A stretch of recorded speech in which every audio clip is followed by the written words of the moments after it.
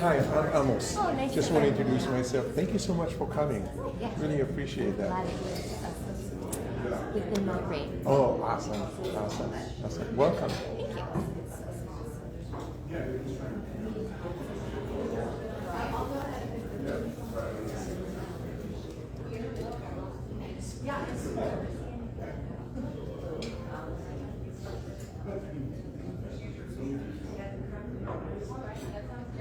Thank you.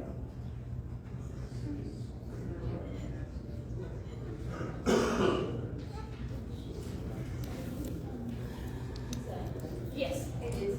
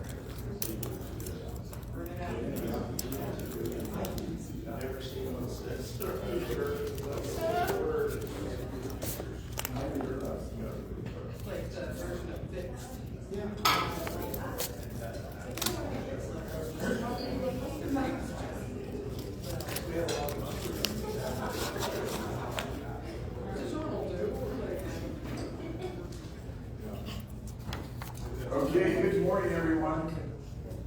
Thank you all for being here. We don't have everybody in here. I always say it's the quality of the people, not the quantity of people, so we're in good shape here today.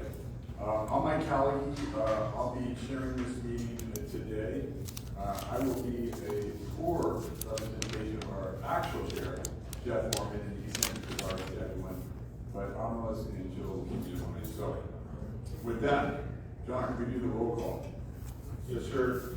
And I'm going to quickly remind everyone to mute and unmute your own mics. If the green light is lit, you're live, and if it's not, you're on mute.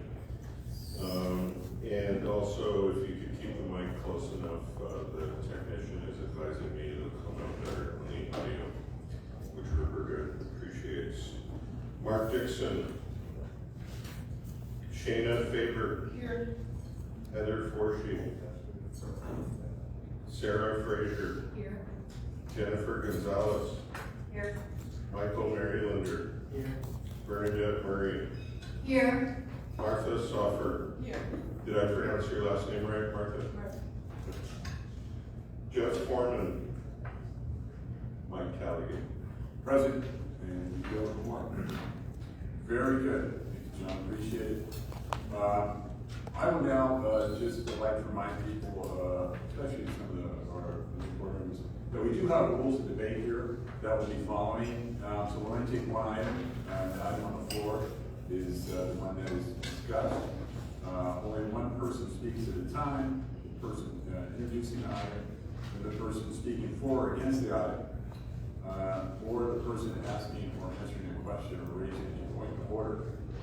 Side conversations will be rolled out of order, so we just try to move this along as quickly as possible and keep the side conversations to a minimum at the break, to get caught up with our friends and get updated on the latest grandkids or whatever's going on in their lives. The director's debate motion will have 2 minutes. So 2 minutes, the same thing we do for the public. It's just to keep things moving along and try to make sure that we have time to hear everyone that has a point on the. And when you want to speak, just raise your hand and I will acknowledge you and go ahead and take the floor. And a question is not an occasion to really make an argument. So if you have a question, certainly feel free to raise your hand and we'll get that question answered.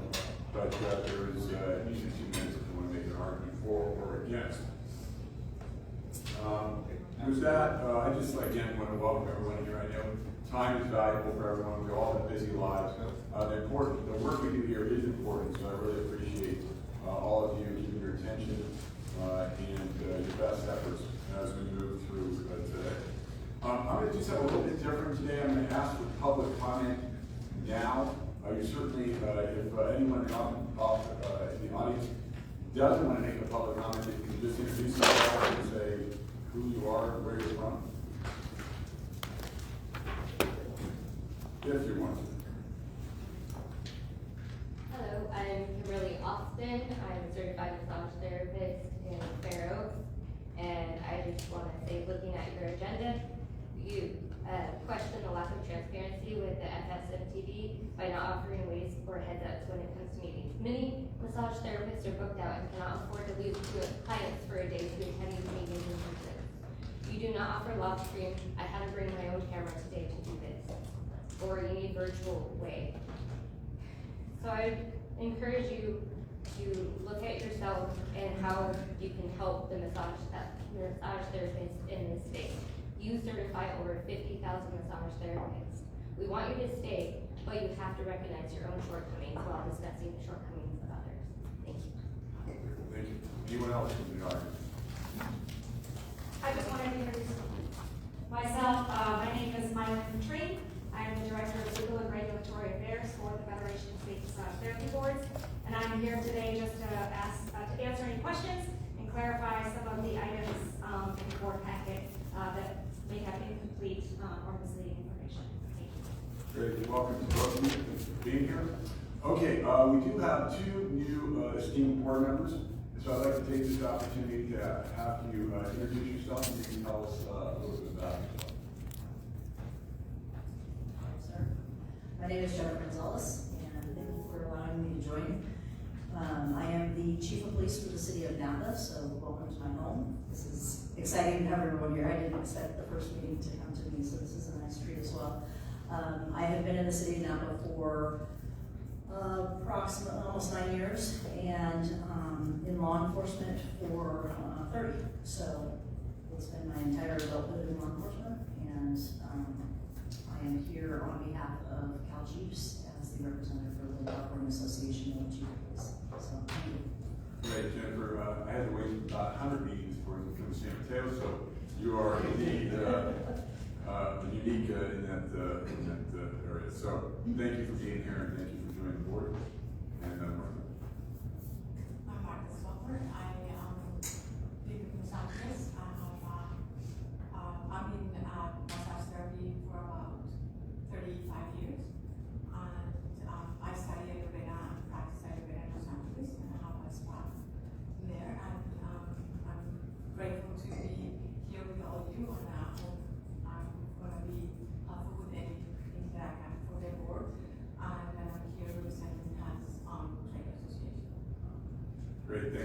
really appreciate it. For the benefit of the two new board members, why don't we start, why don't we go around the table and just kind of introduce ourselves and tell them who we represent or we are as far as staff. So Roberta, we'll start with you.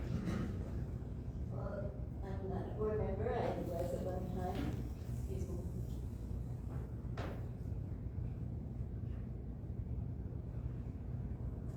Sorry, so I was a board member, for quite some time, and I'm now on staff as the outreach director, and it's very rewarding. And, Great. I'm Joe Bob Smith, I'm the Director of the Educational Standards Division for CAMTC. I'm Beverly May, I'm Director of Governmental Affairs, Human Trafficking, and IT. I also was on the board. I was the second chair, and I also volunteered for my professional association for 20 years to get our law, and I'm CMT #1 in Napa, really practicing. My name is Bernadette Murray, and I am CAMTC Certified Massage Therapist number 222.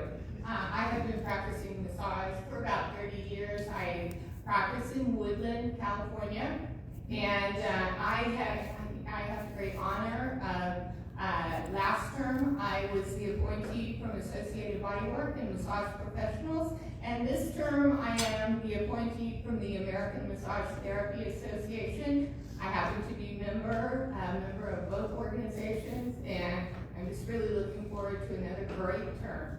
Thanks. My name is John Walters. I'm the Director of Operations for CAMTC. I'm Charlotte Maxey, I'm the legal secretary for CAMTC. I'm Jill England, I'm general counsel for CAMTC. I'm Mike Callagy, the county executive for San Mateo County, representing CSAC. Been there the county for about 10 years, and prior to that, been about 30 years in law enforcement. I'm the CEO. Allison Siegel, special counsel. Michael Marylander, board member, treasurer, representing business owners, massage business owners. Shannon Faber, board member, and I've had over 25 years of experience in working for municipalities. Look, my mic doesn't mute, so I just turn it up. So I'm Sarah Frazier. I'm the board member appointed by the California Association of Private Post-Secondary Schools, and I've been in massage therapy for 20 years, and I'm currently a director of education for a massage school. Good morning, Rick McElroy. I'm the Director of Law and Code Enforcement Relations for CAMTC, and along with Beverly, I was on the original board of directors from the very beginning. My name is Jennifer Schwartzel, and I am the contracted CFO for CAMTC. Great, thank you everyone, really appreciate it. On to item 4, the FSMTEN meeting delegate report. I guess from all of you who have read the report, I think Mark there did an outstanding job, really creating this analysis of the meeting. Item 4 is actually the minutes. Would we like to take up the minutes first, or were you?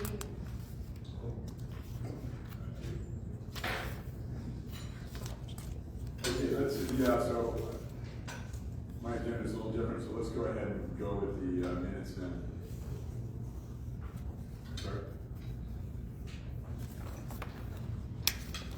Oh, gotcha, okay. We are going to do the minutes, right, we're going to do those. Okay, thank you for the clarification. Yeah, I'm sorry, a lot of this, some of this got rearranged because I'm going to be leaving by latest at 1 o'clock, so we're just trying to get through some of the more important things. So let's go back to the FSMTE annual meeting delegate report.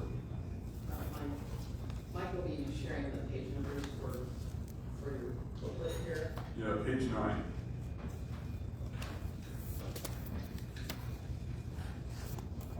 Good morning. So our chair was voted by the board to be the delegate for that meeting. However, the board also voted to appoint a backup. And since our chair was unable to attend, I represented the CAMTC at the SMTV annual meeting. My report pretty much captured the outcome of the meeting and talks about elections and what was the outcome of elections to the board, and also subsequent to the actual elections to the board, how the board elected its officers. It's right here in your report. Also, there were resolutions, and actually there was one resolution which was voted on, and four bylaw amendments that CAMTC introduced. In order to pass bylaw amendments, the amendment need to get at least 2/3 in order to pass it. None of the first three bylaw amendments CAMTC introduced received that 2/3, so those motions failed to pass them. And since the last one, the fourth one, was kind of related to the third bylaw amendment, CAMTC withdrew introducing the fourth one. In a nutshell, all of these bylaw amendments that the board voted on to introduce to the Federation has one common theme, and that is to make the functions of the Federation Board more accessible to the members.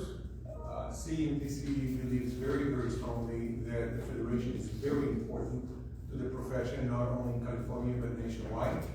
And we want to do everything that we can to support making the Federation more vital and strong organization that does not only participate in the conversation of the profession all over the country, but also even lead the conversation. So we believe that the organization and the regulatory community of the massage industry can be very well served by implementing those bylaw amendments. As I mentioned earlier, they did not pass. The policy committee recommended do not pass on all the four of them, and they were not enacted. In addition to the issue of bringing the members closer to the board, letting them know when the board is meeting, what they will be discussing, sharing with the members things like minutes and things like that. Other bylaw amendments included things like fostering more communication among members. The bylaws of the SMTB state that one of the main functions of SMTB is to facilitate communication among members. Well, it's very difficult for members to do that if they don't have contact information of each other. So we introduced a bylaw amendment that allowed people to opt into sharing information. They're not required. If they don't want to, they can opt out. Again, that did not pass either. And then there was another bylaw amendment related to the process of elections. And the way the bylaws are written right now are very ambiguous, and we can see that every year the process is all over the map. Every year it's done completely differently, and it's very confusing to members. It's very confusing to the nominating committee. In conversations with past nominating committee chairs, they said, well, we had no guardrails. We're not exactly sure what we're supposed to do. So we introduced a little bit more structure and certainty so people know what to expect. Again, that did not pass either. So that's pretty much it. We attended the Federation meeting with an additional board member and staff. It's not unusual. Other states also bring their general counsel or other staff members. So since it was done right here in our backyard, we wanted to make sure that everybody is involved. So I would like to give an opportunity to other people who attended the meeting to kind of share with you their take and their experience. I actually would like to start with Jill, who was there for the first day. focus on what was your experience? My experience at the meeting, I was really there interested in two issues. One was the election of board members, and one was the bylaw amendments that we actually had proposed. On the first morning of the meeting, the chair of the nominating committee gave a little overview of what they had done and what the process was going to be for board member elections. The process that they came up with was sort of a two-tiered process. They had 5 people on their, what they call a slate, that were potentially up for 2 seats.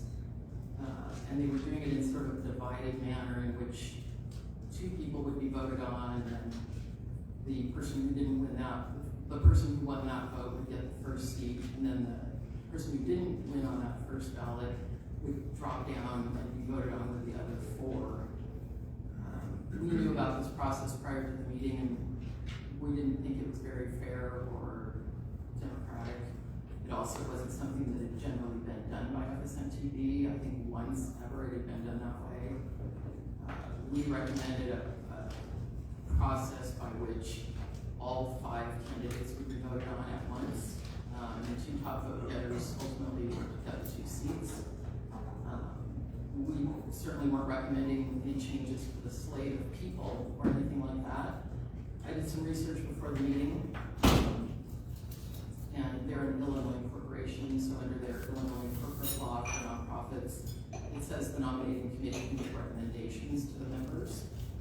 And because what the nominating committee does is supposed to be a recommendation, and because their bylaws allow members to make motions to change things, as it happened in Louisiana, their delegate made a motion to change the process. The chair and the general counsel for FSMTB ultimately ruled that motion out of order, and it was not discussed or debated or voted on. So the process went forward as it was. The bylaw amendments were not voted on until the next day, and I left on after the first day. But I read in your report copy, so that was my experience. Rick?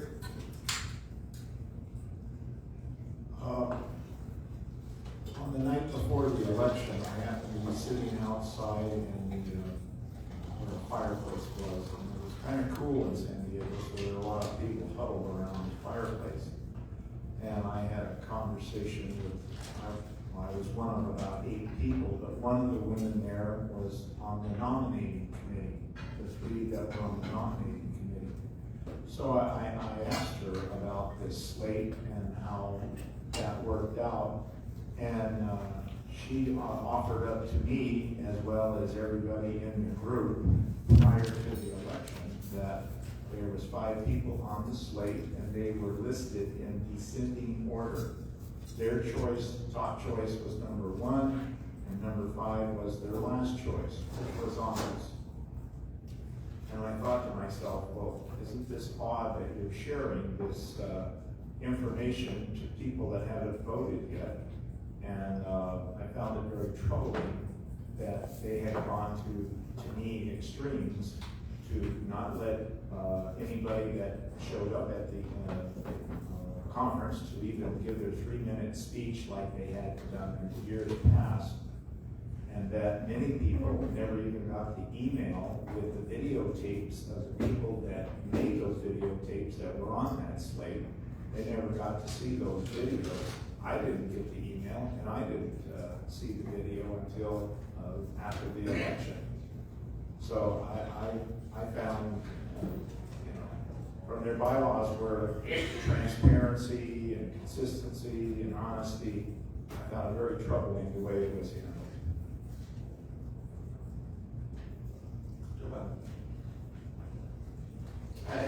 I've been going to these annual meetings for I don't know how long, and for a number of years, and I've been to most of them over the last few years, not all, but most of them. And one of my favorite things actually to do every year, mainly because I get to connect with some of the FSMTB staff that I work with on a regular basis involving schools, and also I get to see the people, the faces of the people from the other states that we have a lot of, they're always in contact with me about California schools, and I'm in contact with them about schools in other states where we have applicants coming in from. So I find the meetings in that respect to be very productive.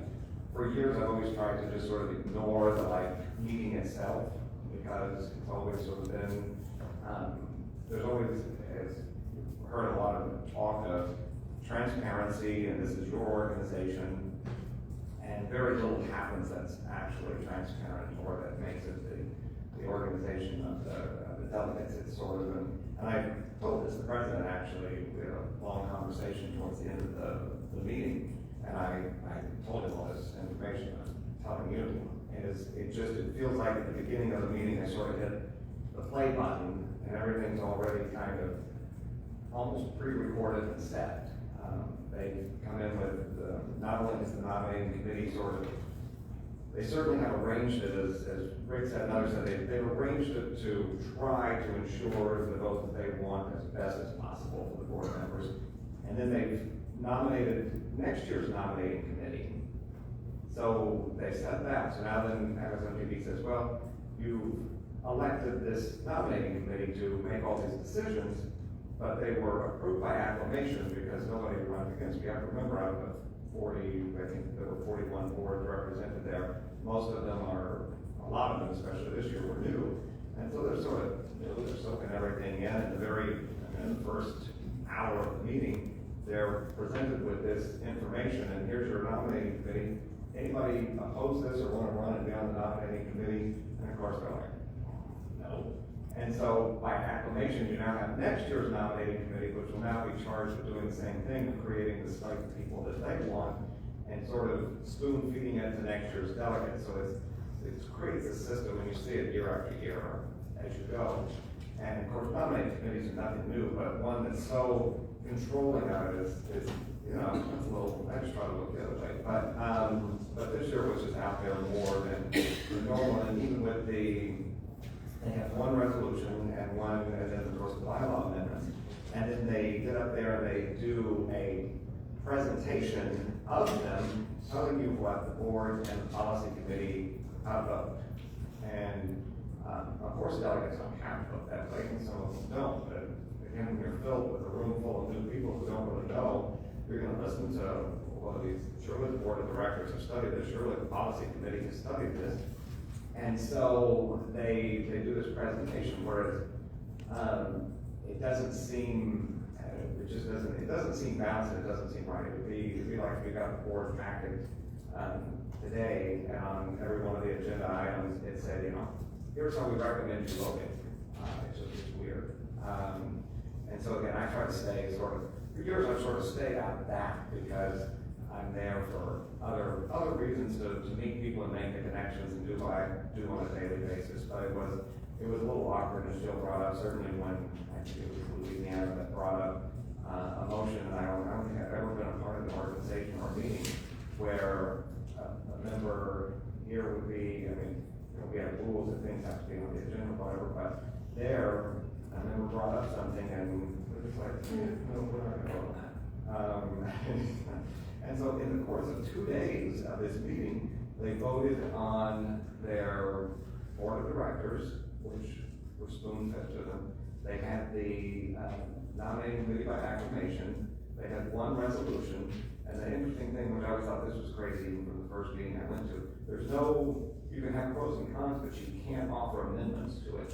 So as we'll talk about with the resolution later on, and some of our concerns that California have with it, is so you can't amend it. So you have to just vote yay or nay, and so that's sort of interesting.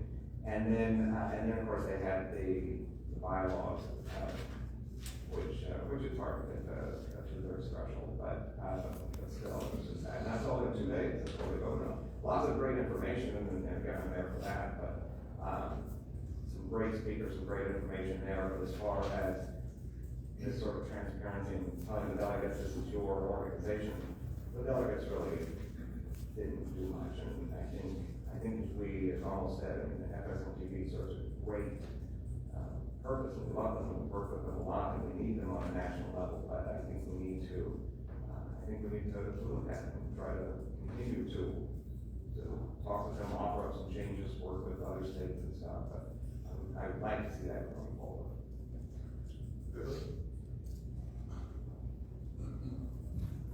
So I agree with everything that other speakers have said as far as being there. So the only thing I really have to offer is that many of the delegates are new, or many of them are board members. So there was a lot of them are very unsophisticated in Federation, because a lot of them, this was their first meeting. I don't think that many of them were prepared to really evaluate the issues. It's unfortunate we send out our board packet and we bring printed copies.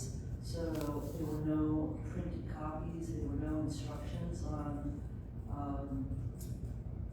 no summary of the bylaws and how they operate. So I think a lot of the members didn't really know, they just trusted the Federation leadership and went along with whatever they said. The other thing that I found very interesting is that someone had told, a delegate from another state had told Mark Dixon that she heard two people say that California is trying to take over the Federation. And when he asked who, she refused to say.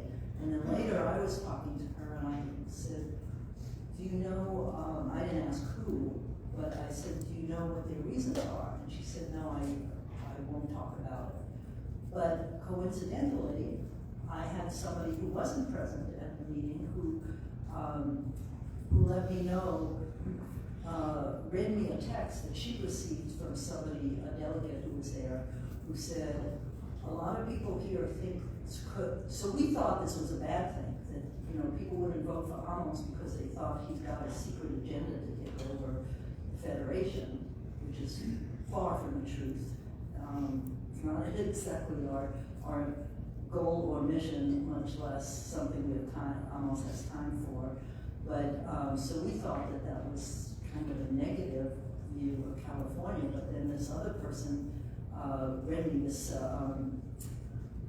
text that she got. She said, I swore not to give the name of who sent this to me, but it said, a lot of people are unhappy with the Federation and think that California is trying to take it over, which I think, the person writing, which I think will be a good thing. I voted for Amos and I voted for all of the California resolutions. So there is some discontent with, from who knows how many states with the Federation. I think that's something they need to deal with, just like California needs to deal with those who are not happy with us and our law or how we operate. But that was basically my comments. I would like to share with the board that last night I received a letter from the executive director of the Federation, the representative, where she thanked the board and staff of CAMTC for the support that we've given the Federation and the appreciation for our sponsorship as well. And in closing that letter, she pretty much captured what I said at the very beginning. To make it very clear, it is CAMTC objective and goal to see the Federation, to help build the Federation to a very vital, strong organization, because it is a very important organization. So that's everything we do has to do with supporting the Federation, making it more vital, and help it move forward with serving the member boards. Okay, any questions from board members? Yes, in terms of, I get the sense that it's kind of like, let's beat up on the Federation of State Massage Therapy Boards, even if that's not really the intent of where we're going with this. There's two things that I hear people saying. One is that the delegates who voted, who did not vote in favor of the resolutions, it was because they were new or they didn't understand them. I voted against all 4 of those when they were proposed by this board, and I don't feel that that's because I don't understand the resolutions or I have no experience in terms of governance. And secondly, I didn't actually know, even though I'm a board member, that our CEO was a nominee to run for the board, the Federation of State Massage Therapy Boards board. And, you know, in terms of sharing information and things like that, again, one of the questions I have too is, how many staff members went to the Federation meeting from CAMTC?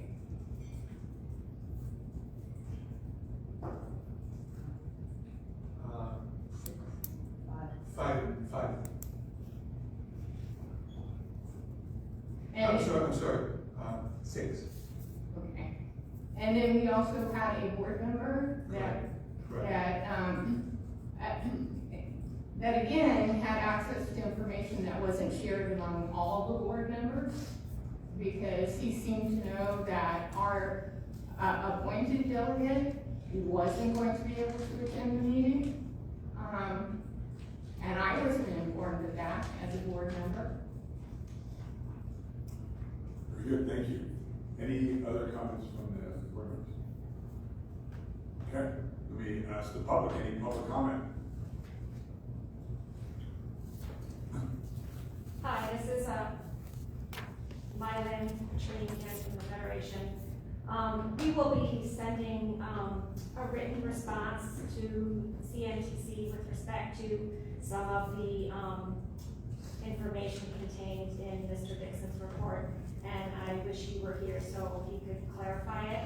I'm a little bit hesitant to comment on his report in his absence. I don't think that's necessarily fair. I would like to point out a couple things. The call for nominations for board of director candidates as well as nominating committee candidates are sent out between 90 and 120 days prior to the annual meeting.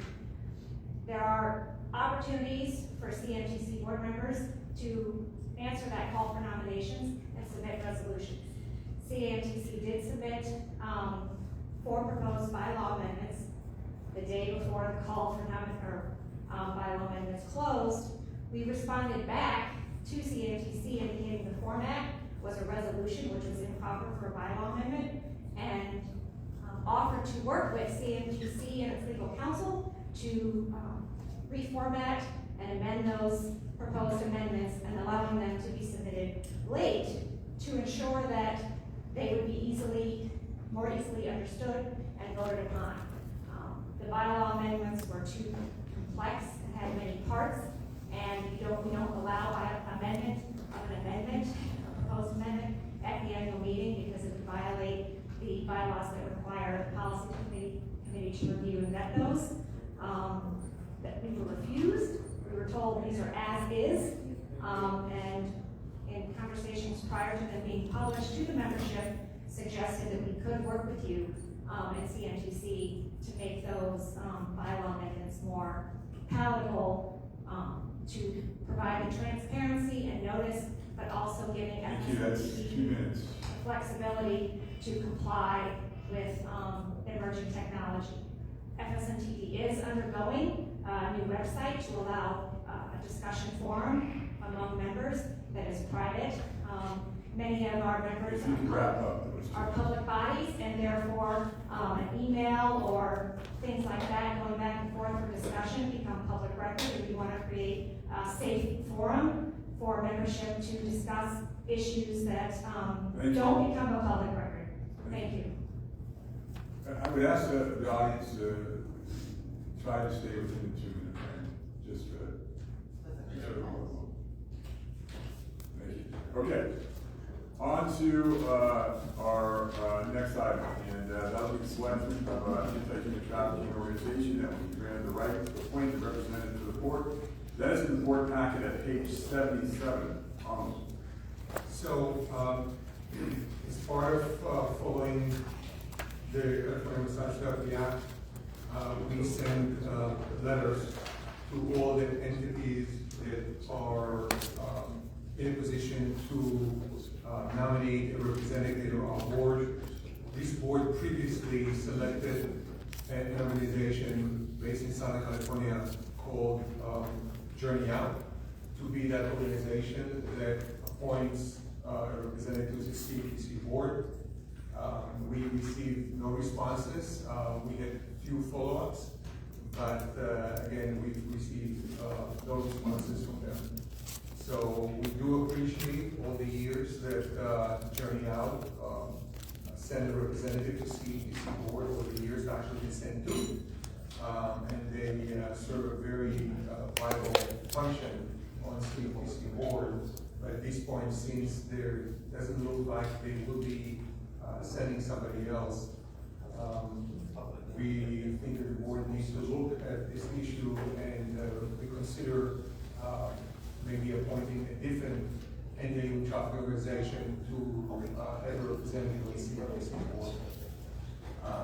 CAMTC, as you know, works with many anti-human trafficking organizations, both all over the state of California and also in other places. And we have a robust interaction with them. We attend many of their meetings. Some of them we actually sponsor the meetings, and we are actually considered to be strategic partners of some of them. So there are many fine anti-human trafficking organizations that we work with on a regular basis. There is one organization that I will be recommending to the board to select this organization to be that organization that appointed a representative. It's one organization, and that's called the network, that is different than all the other organizations. It doesn't mean that organizations are not good. It doesn't mean that they don't play an important part. There's something very unique about the network. And the network is the only anti-human trafficking organization which is a very, to quote their chief strategic officer, very narrow-minded, that they take as a compliment. All they do is deal with human trafficking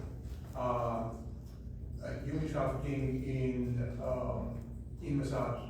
All they do is deal with the entire phenomena of human trafficking using massage as subterfuge for human trafficking. That's all they do. We've worked very closely with the network. As you know, in January, we co-hosted a major national convening in LA that we co-hosted with several organizations, including the National Associations of Attorney Generals. But beyond that, we actually work with the network on a regular basis. So our staff, when Beverly or Rick, for example, work with the city and the city reach out to us and ask us for help to deal with the problem, the network is part of that team that work with CAMTC, with that city, so that one of the first steps that, for example, that we do, we ask them to submit to us intelligent analysis of suspected establishments that actually use massage subterfuge as a front for human trafficking. So we kicked up several notches our cooperation and collaboration with them when they're actually working with us practically and being copied on many emails. Several times a week, their staff actually work with CAMTC on a regular basis. That's why that is the organization I would recommend. And before we go any further with that, I have a quick video that I'd like to show you about the network. So if can we please show that video. Human trafficking in the massage industry is big, it is complex, but it is not inevitable. I think it's important that we recognize what we're dealing with, and that's organized crime.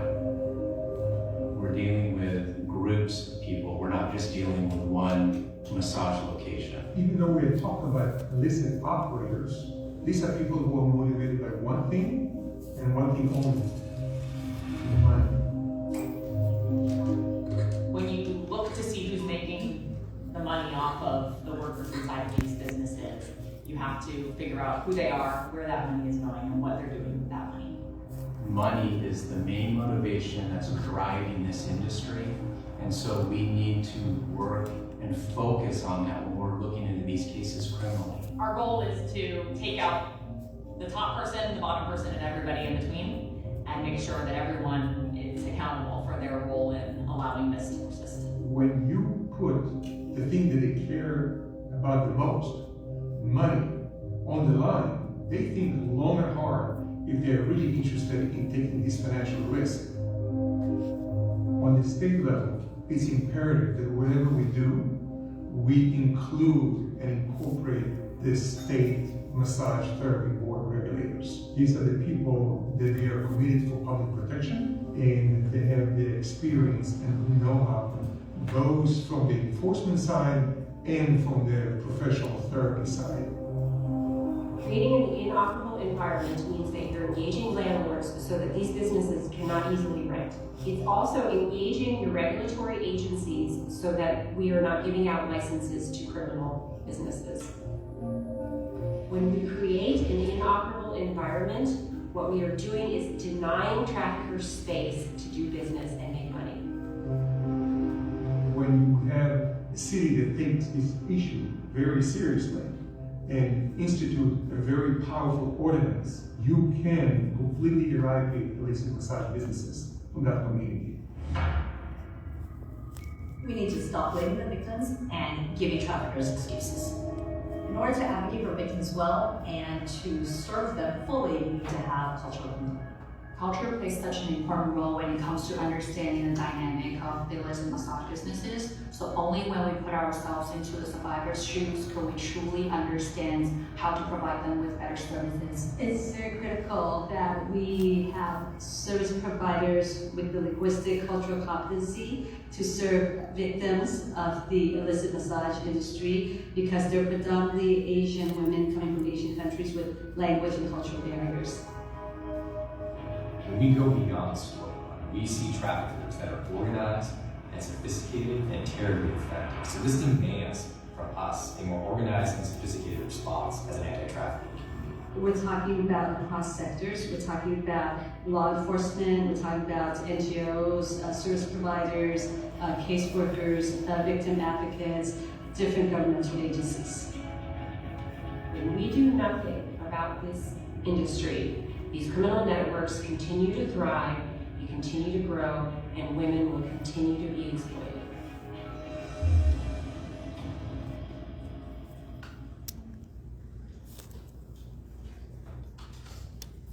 Almost anything else? No. Great, thanks. Okay, actually, I would make the motion to accept the network as the anti-human trafficking organization. Is there a second? And then we'll open it up for debate. Okay, let me go ahead and open it up for debate. I'll start since I made the motion. I think some of you know I spent a year inside a human trafficking organization undercover when I was doing police work.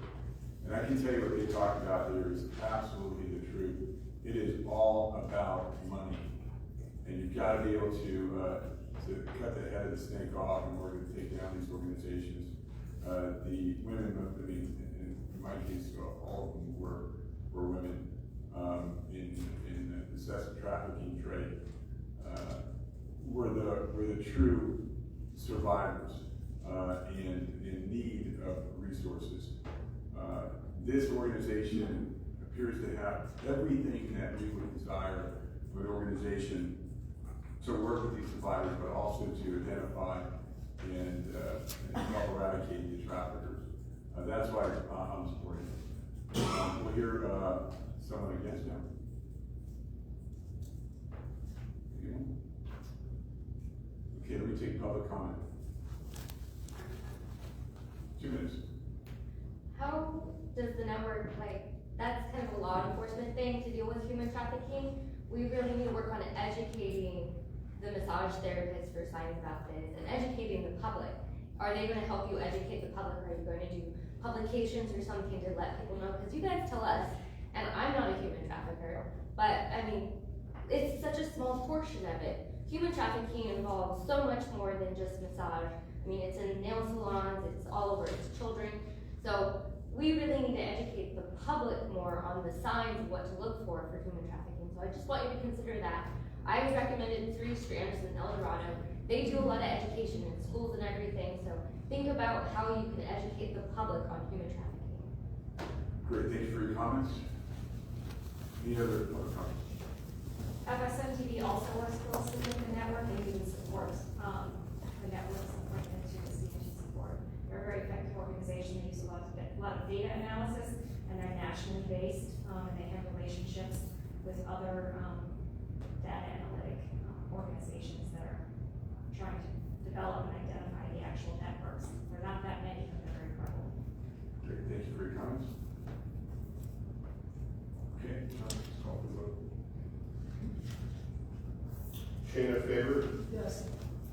Sarah Frazier, Yes. Jennifer Gonzalez, Yes. Michael Marylander, Yes. Bernadette Murray, Yes. Martha Stoffer, Yes. Mike Delegate. Yes. Okay, next item, we're gonna talk about 3 additional board member opportunities in the outreach and selection process.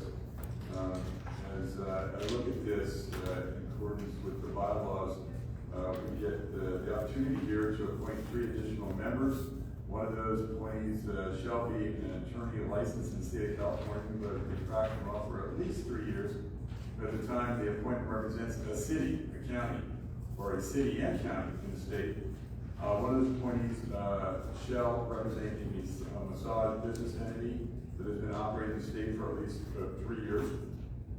And the council shall establish the bylaws, the process for appointing an additional member, provided that the member has knowledge of the massage industry or can bring needed experience to the operation of the council. So 3 appointees. Do I have to suspend the rules of the page to chat about this? This is just. Yeah, that's it. Yeah. So, is there a motion to suspend the rules of debate? I'll make that motion. Sorry? Great, so for the purposes of, We still have to vote on it. yeah. For the purposes of, Vote on the motion? yeah, I was just saying, for the purposes of what we're doing here is taking a vote for the new members here, to suspend the rules of debate so that we can chat openly about this item without going back and forth. Okay, so with that, Shayna Faber, Abstain. Sarah Frazier, Yes. Jennifer Gonzalez, Yes. Michael Marylander, Yes. Bernadette Murray, Yes. Martha Stoffer, Yes. Mike Delegate. yes. Thank you for that. So with that in mind, I'd like to entertain some comments and thoughts on the process of going about selecting these folks.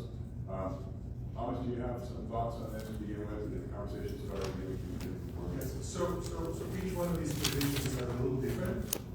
And currently, all the 3 positions are filled, and it is really up to the board to decide what they want to do going forward. There's different ideas that we floated around on how to go about doing it. I would like us to share with the board that we are, at this point, our bandwidth is pretty consumed with many other projects we're in the midst of doing. So if the board wants to do some kind of broad recruitment process and things like that, this is something that I would recommend to the board to discuss in its December meeting, how to go about structuring something like that. This is not something that can be done on a dime and can be all ready for the board to vote on Yeah, thank you. So, yeah, I should have made that point. We won't be voting on this today. We'll just be discussing the process, taking feedback, it'll be in the minutes, and then in the December meeting, we'll take a vote on how to proceed. Any comments, thoughts? Bernadette? Yes, thank you very much for having this item on the agenda. As almost alluded to, I'm one of the folks that's like, hey, I thought it was really great before when you, Michael, had to vacate, you stepped down from your seat as fulfilling one of these three positions.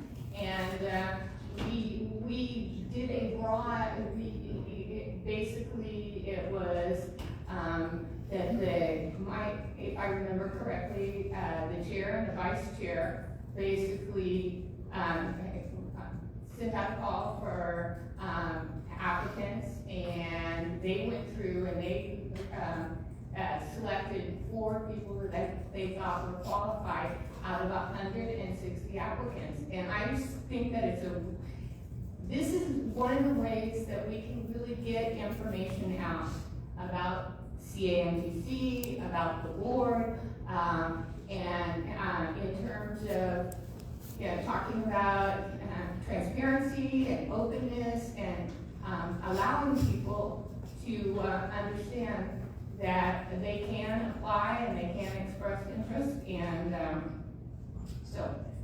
I would be very much interested in us looking at a process like that. Thank you. Great, thanks for that. Any other thoughts?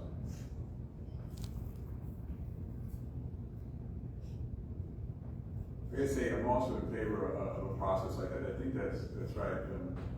When they did go out for chance, I'm sure they got way more qualified candidates than me for my position. But I do like that idea, and maybe we can consider, bringing back whatever that may be, 3 or 4 of the top ones. And I know that we all stood up and kind of interviewed in front of the board, and the board will get selected.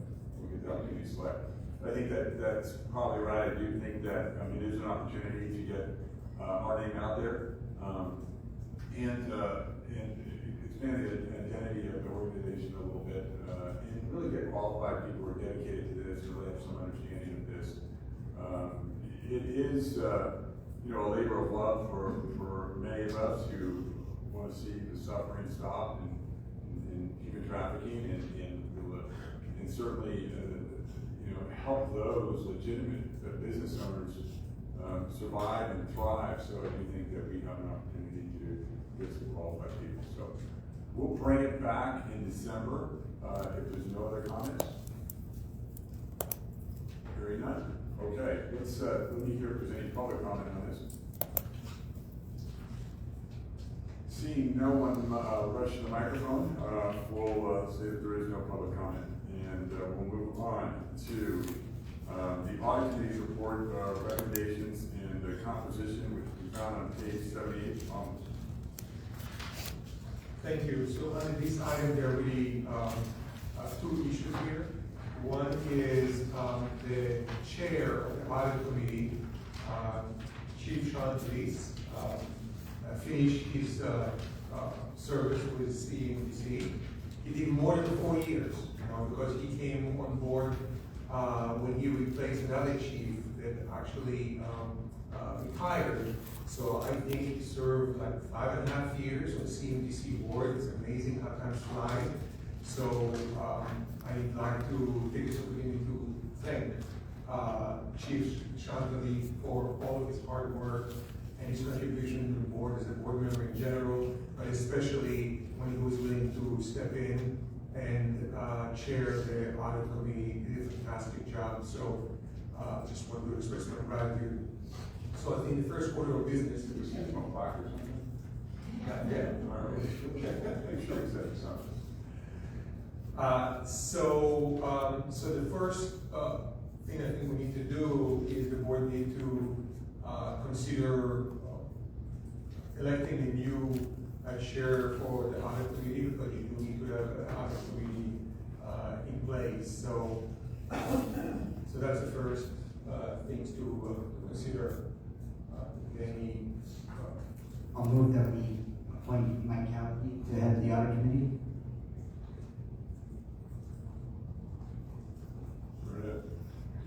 I have a question I thought that, the head of the audit committee can't also be like part of the executive committee? Jill, can you I think it's the treasurer that cannot be. Okay. And so. Yeah, I was on the audit committee before, but I think it was the treasurer. That's.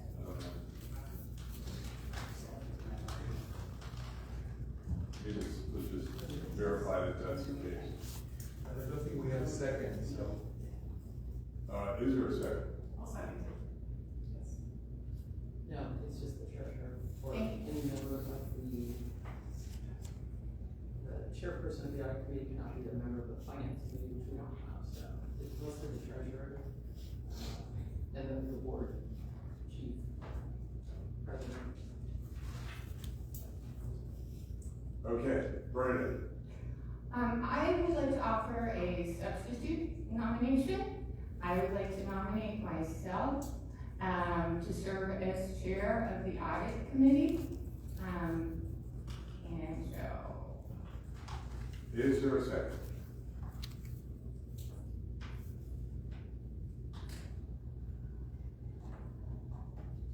There is no second, sorry. Okay. Any other nominees? Okay, John, let's take,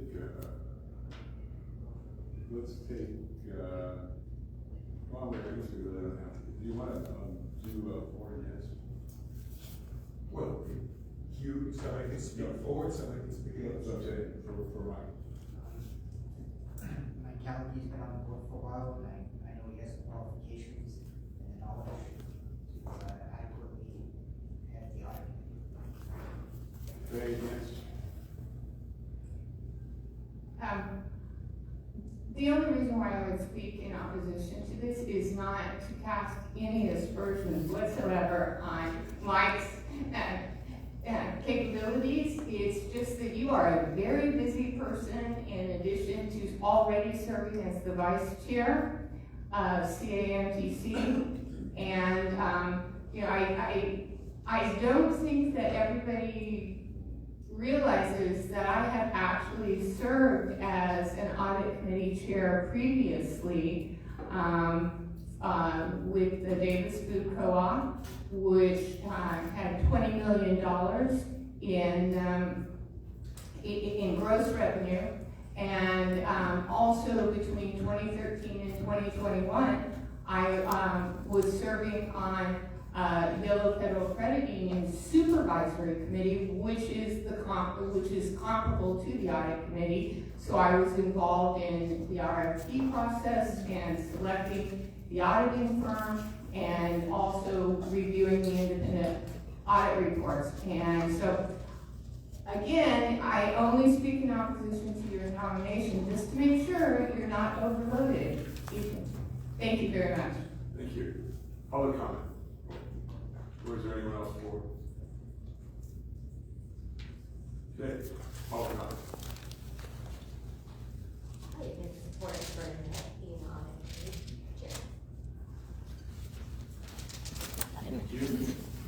Any other public comment? Okay, Thomas, call for vote. Shayna Faber, Yes. Sarah Frazier, Yes. Jennifer Gonzalez, Michael Marylander, Yes. Bernadette Murray, Abstain. Martha Stoffer, Abstain. Mike Callagy.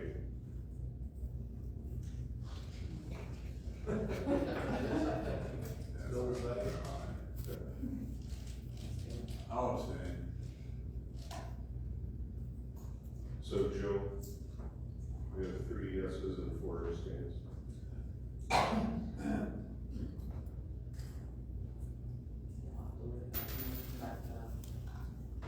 Back to it. Okay, on to the chief executive. And now we have to talk about, so the motion passed. Oh, that's right, we've got it. But we've got, don't we have to approve the audit? Yeah. Yeah. sorry. Do we have to have a head of audit committee? Yes, you need to have that.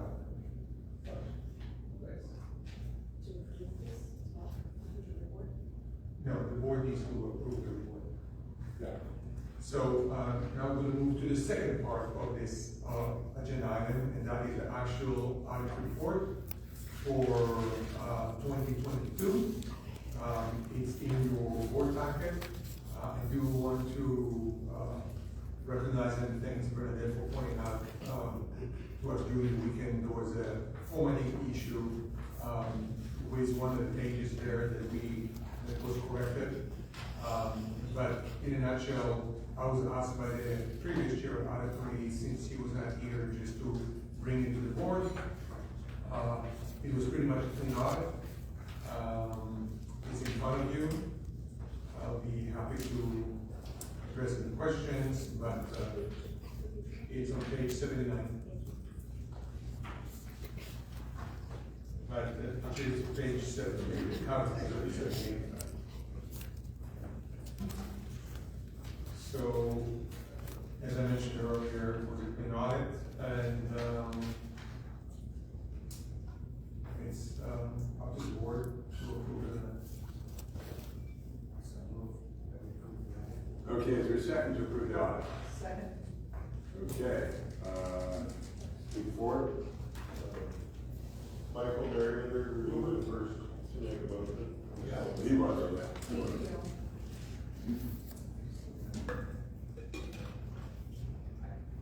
As Alma said, here's the approval for it, I don't see any reason not to approve it. Okay. Anyone against?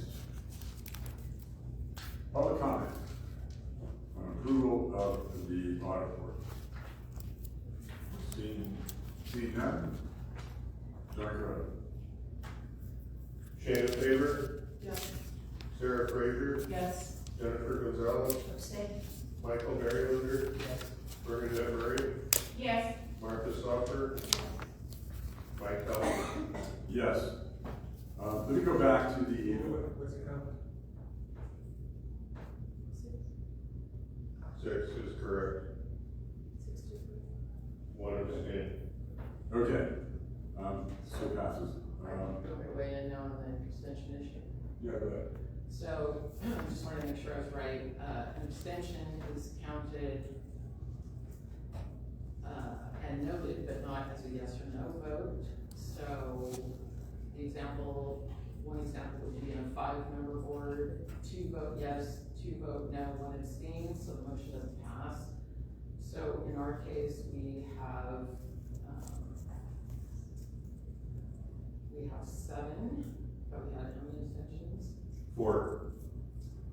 So 3 yes votes does not pass the motion. So somebody can remake the motion and try again, or make a different motion.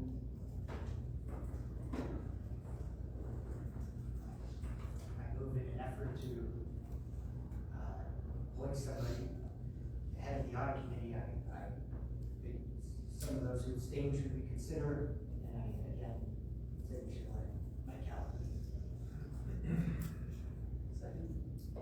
Good, second. First and second, for formality. For same reasons, okay. Comments or against? Yes. I feel like the folks who abstained haven't been on the board long enough to know your abilities, and we've heard Bernadette's abilities and her background. I don't doubt it, right, because I seconded and I trust it because I've been on the board long enough, but I don't think that I would prefer not to re-vote on the same person when we've heard somebody else's qualifications, so. Happy to tell you my qualifications. I'm the county executive, I have a $4.4 billion budget that, with 6,000 employees, 6,000 employees. I'm intimately involved in that budget. Every 2 years, I do a yearly update on that budget. We go through an audit process through the county controller's office on a regular basis. I've sat on the audit committee for probably 4 years here, including overseeing the selection of a new auditor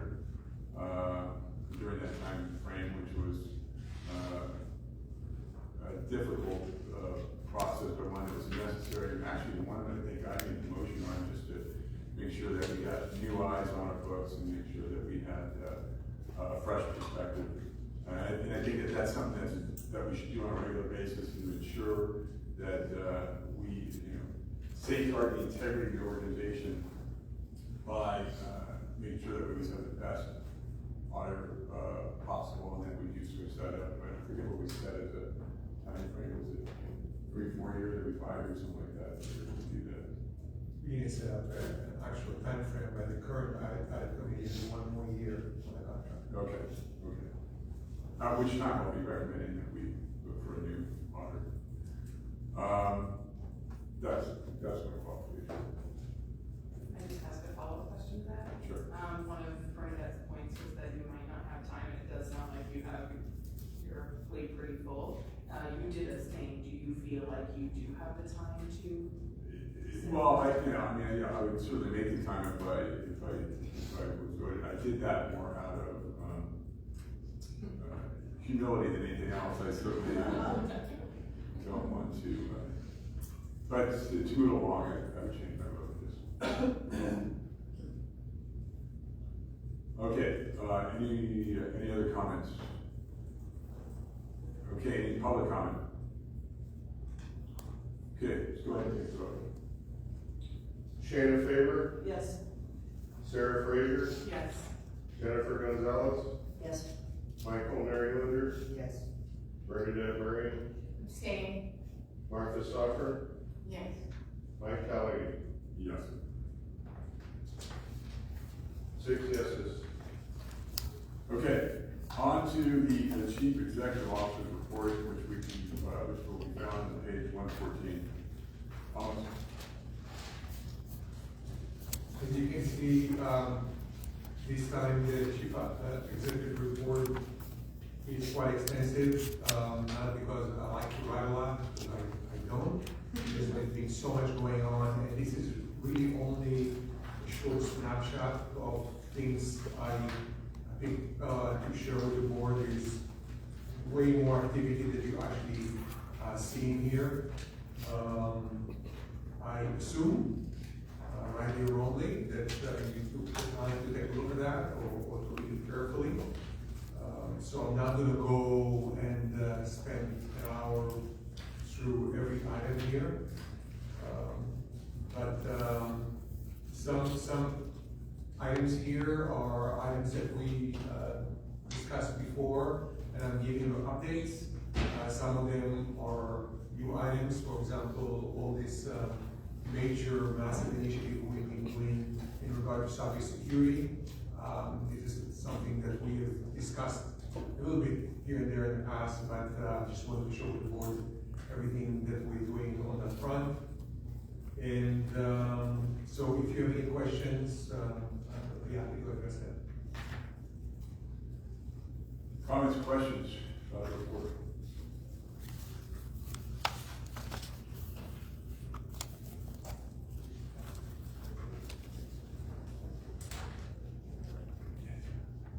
I just have a quick question on complaint sexual misconduct and harassment of massage professionals. I believe back in November of last year, we met and Jeff was going to head a team of folks to talk about resources and to follow up.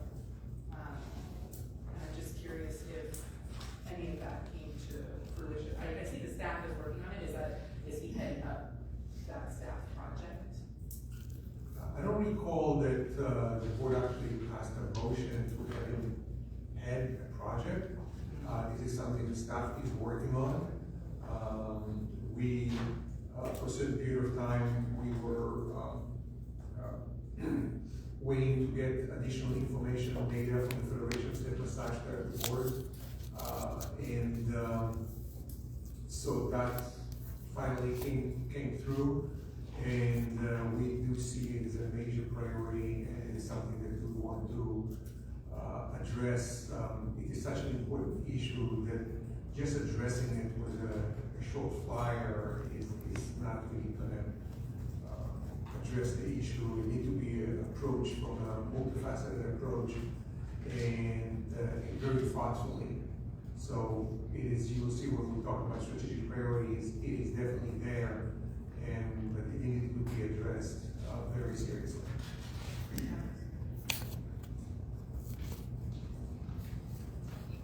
Any other comments from the board? I'll take public comment. Mylyn Trini from the Federation again. I would like to comment that we have retained some researchers from the University of Indiana to do a deeper dive into the data as a result of the optional survey that was part of the job task analysis.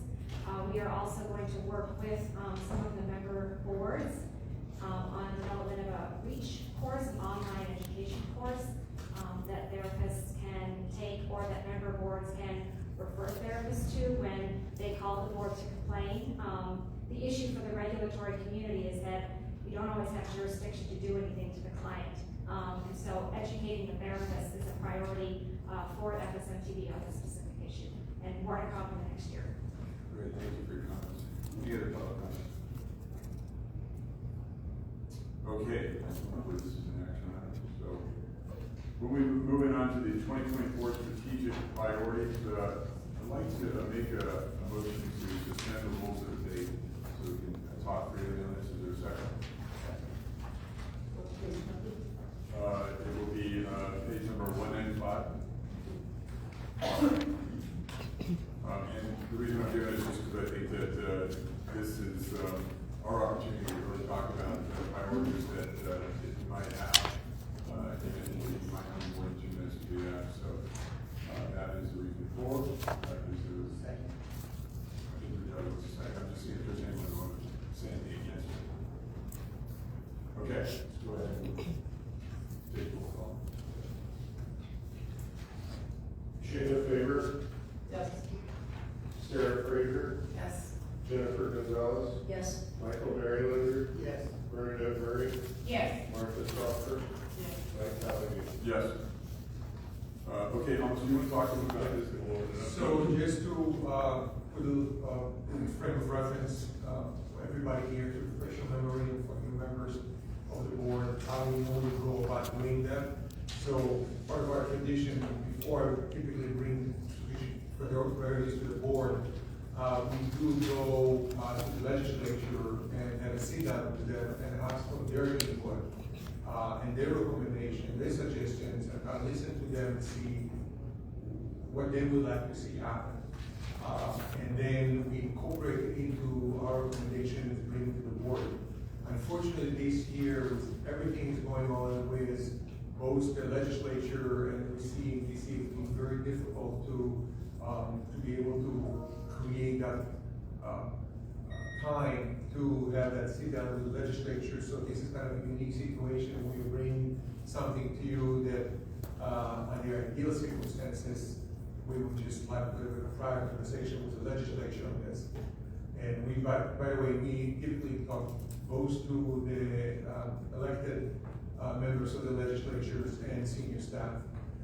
So it is something we are planning on doing before the next board meeting. But since the next board meeting will have a budget for the following year, staff always need to keep in mind what is the vision the board has for the following year, what we want to accomplish. Because we need to make sure that financially we have the resources to address those concerns and those objectives. So this is why we're bringing it to you, even without having the opportunity to get feedback from the legislature. But we are going to do that and update you. But what you can see in here, pretty much a theme in what we're seeing here is the previous strategic priorities that the board voted on is like definitely a step in the right directions.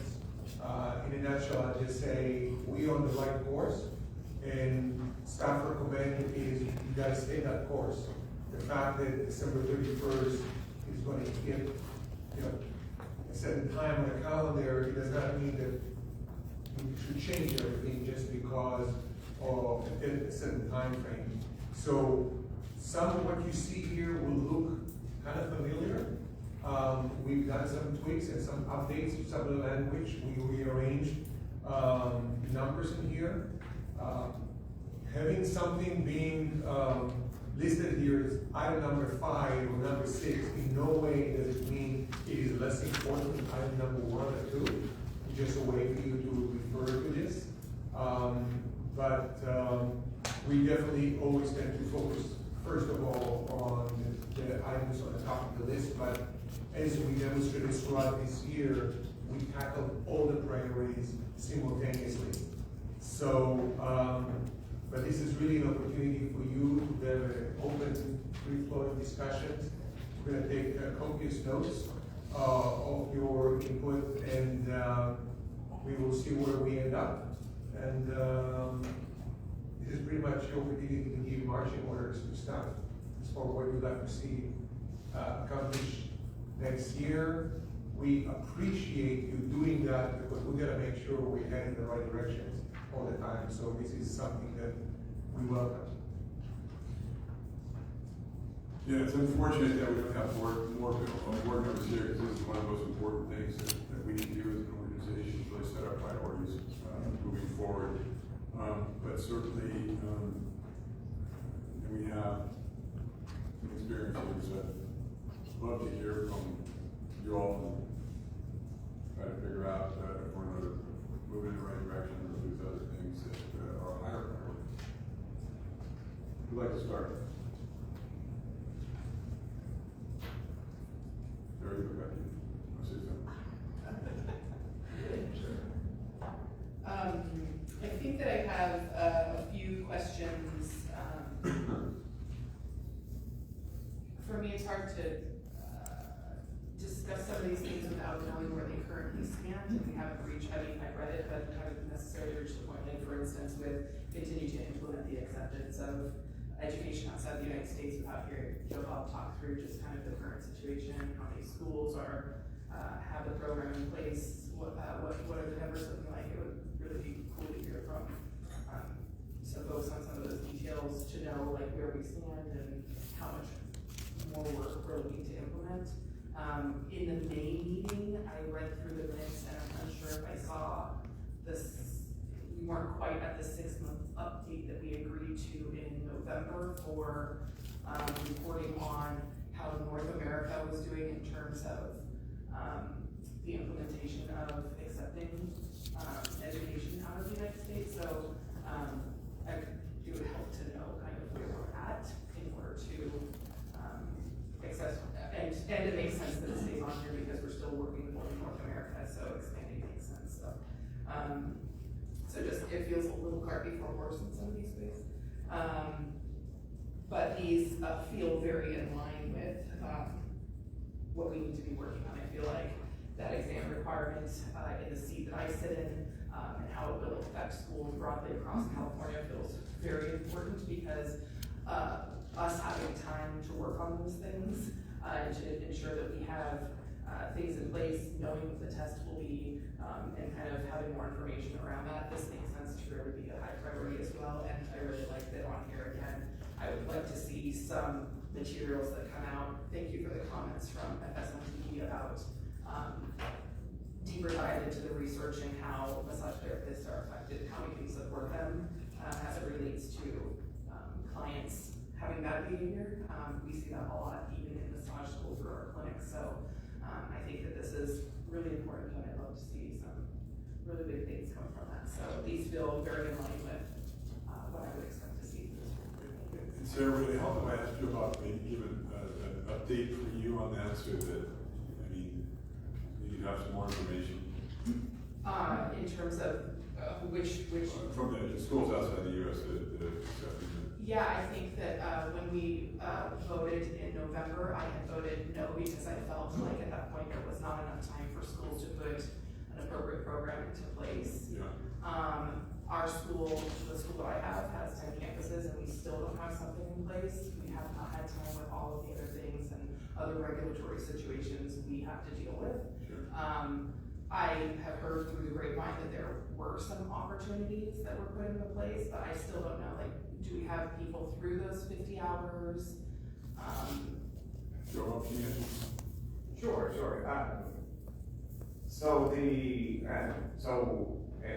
It's included in my report was on page 219 of the board packet, and so it's under the Educational Standards Division. There's an out of country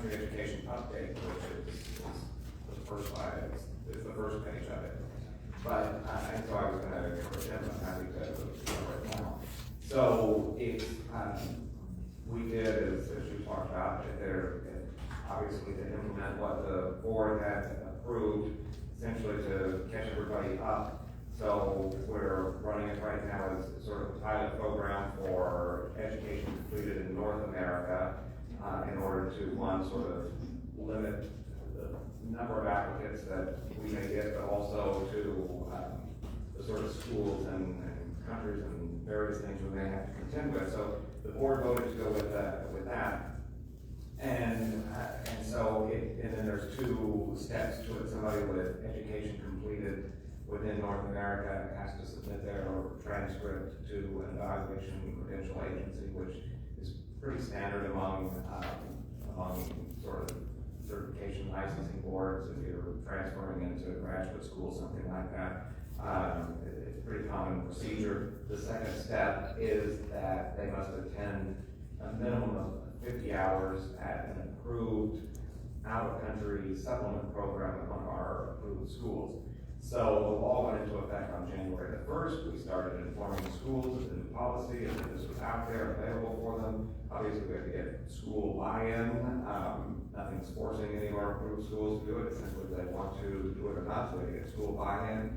And then those schools had to get approval first by either their accrediting agency and or BPPE, depending on how they're approved and accredited. So they had to buy in, get the curriculum, get all of that approved by BPPE or their accrediting agency, and then come to us for approval.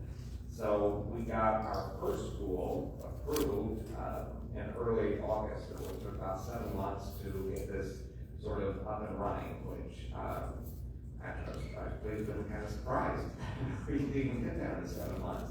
And so we got there in 7 months. We do have just one school right now. We have some other schools that are working on it.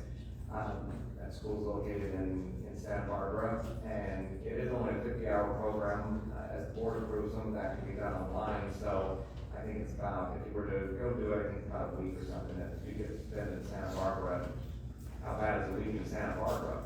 But it's not always convenient for everybody, so hopefully some of the other schools will soon be up and running. We'll have more schools spread out throughout the state for it.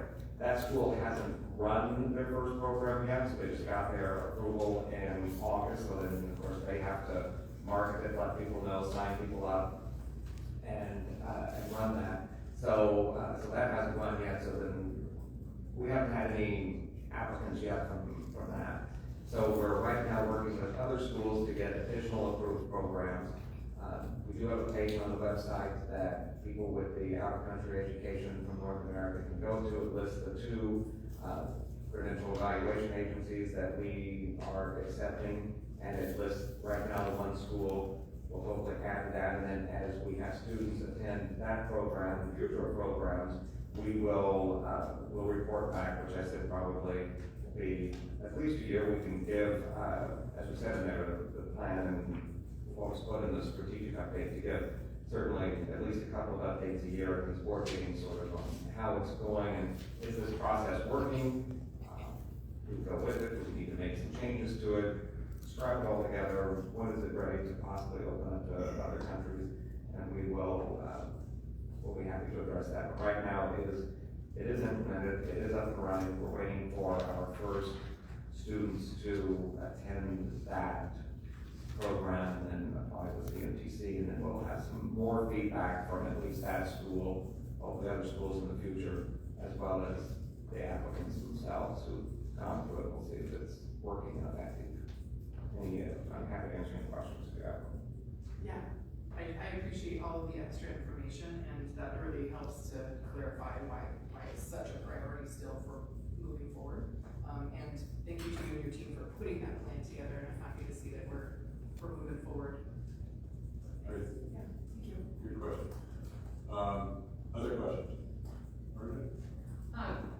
Or comments? So, I'm going to, in terms of when we're talking about the strategic priorities, evoking what Ron Bates brought up last October, when we were, or maybe it was even August actually, when we were discussing the priorities for 2023, And on the communications, for example, where it says continue to improve communication, he asked, well, how will we track that as the board?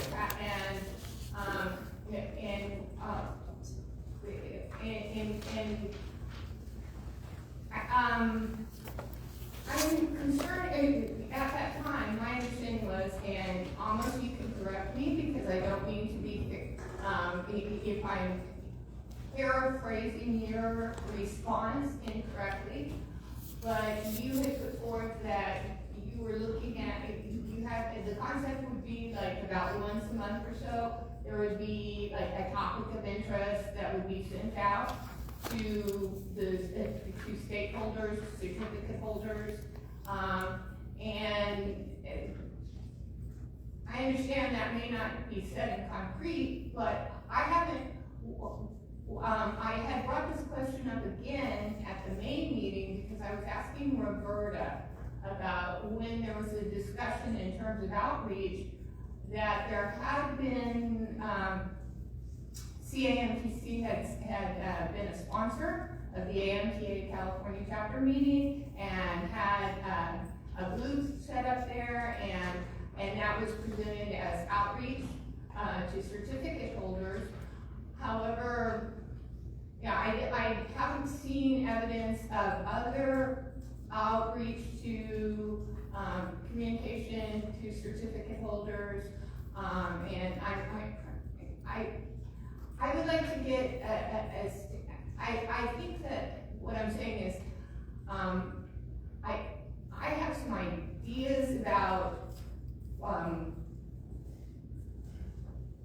where I could say, you know, I'd like us to, are there common questions that come up over and over again in terms of, could we, if that could be addressed in some interesting and fun ways, like have an AMA, ask me anything, and or some outreach like that. So I'd like to, I'm also concerned that when I looked at the treasurer's report, for example, and saw that in July, what was spent on outreach and communication was only 56% of what was budgeted. And so that makes me seem like, okay, we're not, I'm really wondering in terms of that component, what exactly the plan is or what the strategy is going forward. I would say that in terms of the strategic priority for number 2, continue to collaborate with local government. I think it's really great that Rick and Beverly have partnered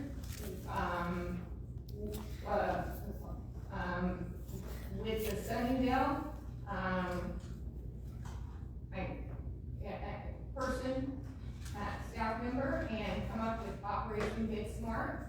And in terms of doing the webinars on that, because as we look forward strategically, one of the things that I noticed that, say for example, Dr. Stephanie Powell, when I was able to attend the webinar that she presented and had a panel, and they were really emphasizing amongst the anti-human trafficking advocates about the importance of decriminalizing prostitution for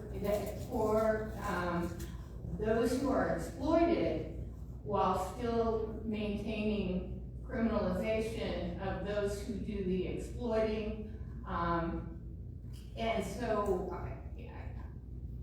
I would see that as also affecting perhaps our ability in some ways to initiate disciplinary action, because if we rely on arrests, for example, and people are not arrested, I really do think that I'm I'm glad to see that we have an alternative where we're looking more at code enforcement violations. We're looking at even more proactively the idea of having business personnel, business licensing personnel, be able to have better tools when they're in the process of issuing business licenses for the city. And I'd like to see that continue even more. And at some point, I even enjoy, if it's possible, like sitting in on one of those Get Smart. You're welcome anytime. Okay.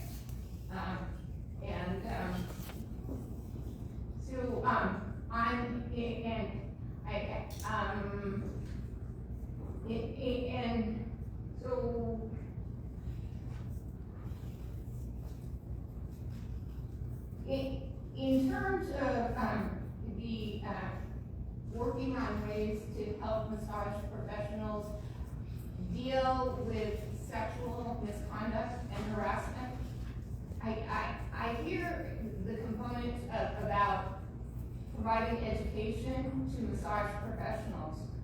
However, when we did our own survey here at CAMTC, what I was reading, the response there was that massage professionals were asking like education for the public as well, like doing like how to really increase respect for the profession and to differentiate very clearly that we do provide therapeutic service, and so I would like to hear a little bit more from staff, or I'd like to direct staff to at least come up with some kind of a pilot program about either using a carrot or a stick for the public in terms of in terms of, okay, because we are professionals, this kind of conduct will not be tolerated, but also like this is, this is what we do, and this is the kind of benefits that we can have.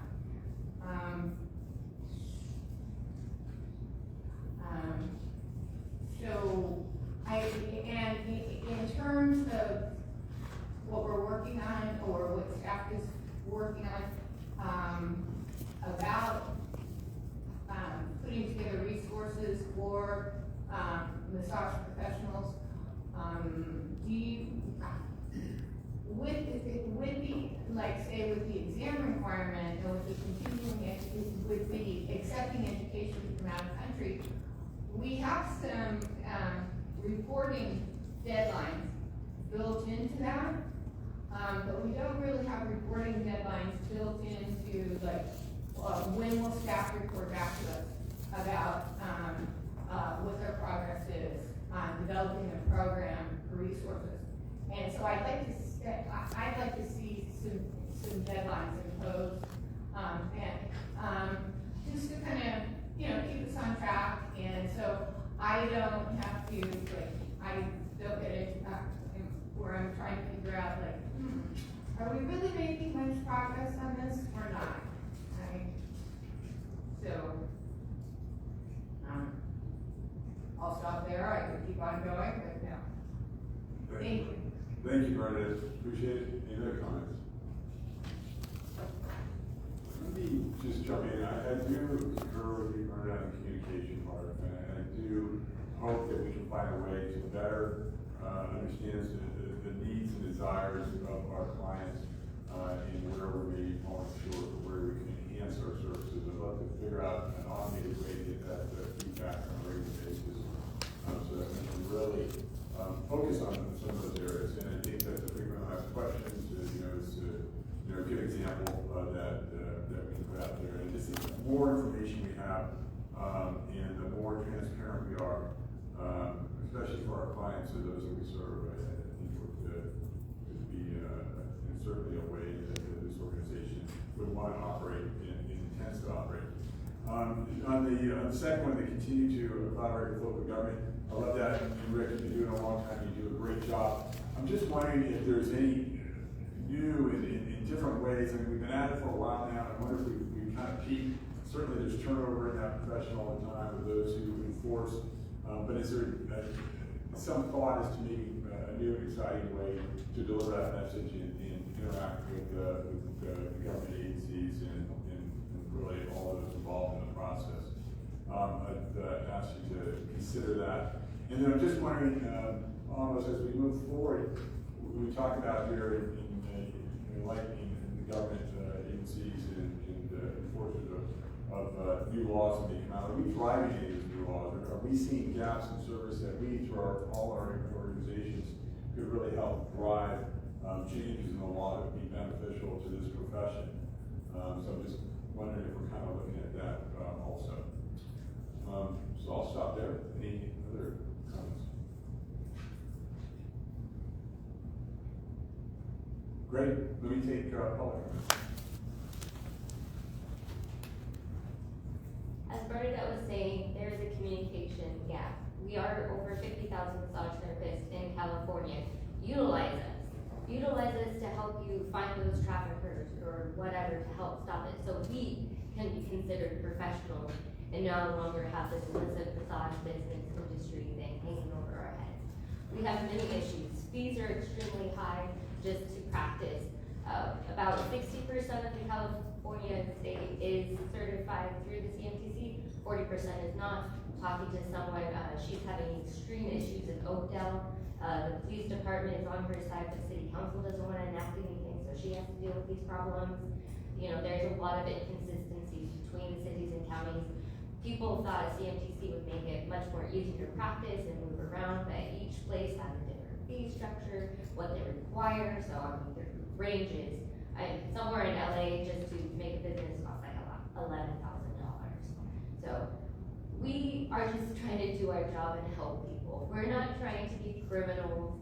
Unfortunately, a lot of criminals are certified within CMTC, but utilize us, good therapists who want to create positive change in the industry, so we are well respected.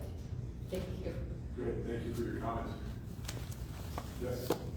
Mylene Train from the Federation again. One, I would just like to call your attention to ABMP's resource on its website called Respect Massage. It is a resource for therapists.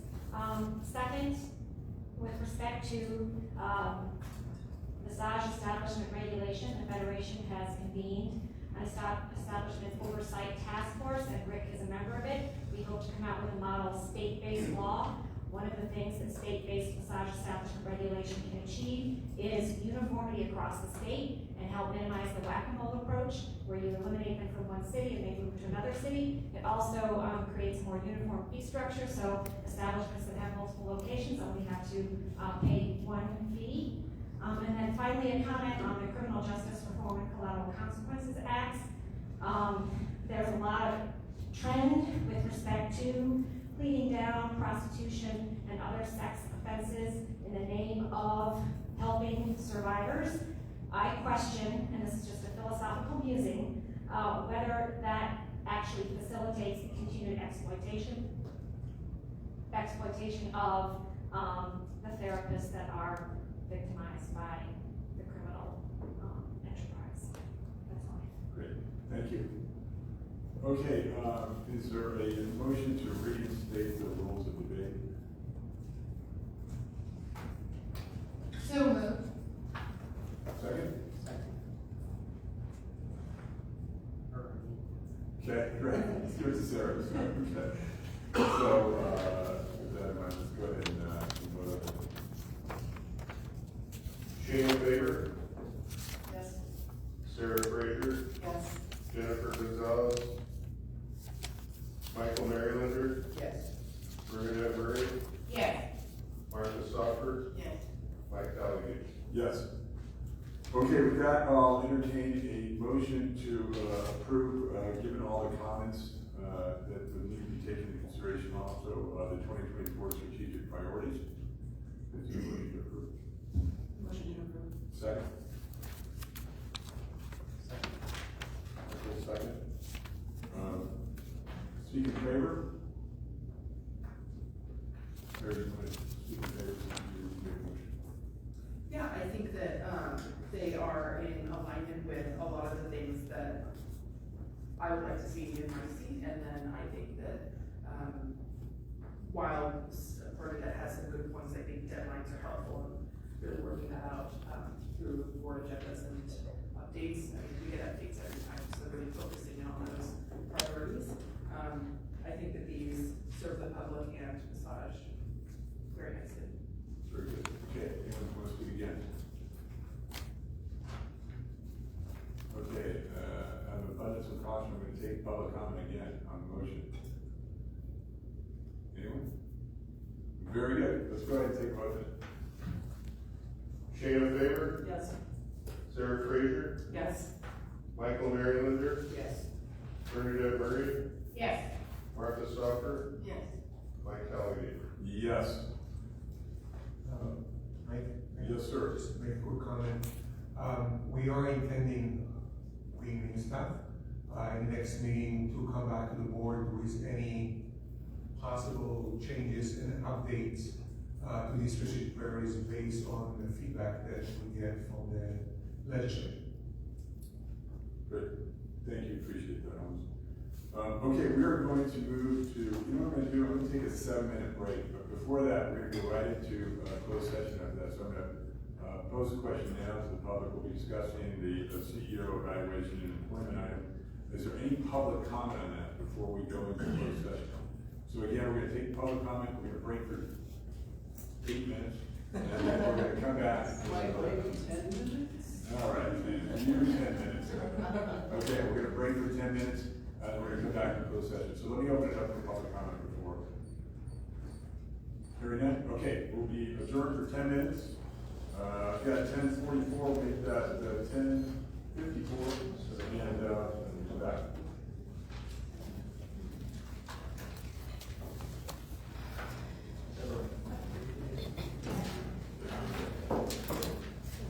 Just to let you know, during the closed session. Yeah, You can. Oh, and I just, yeah. yeah. Hey. Yeah, I'm gonna go say hello to Mylin. Would you like to meet her? In a minute, let me just close this out. Sure.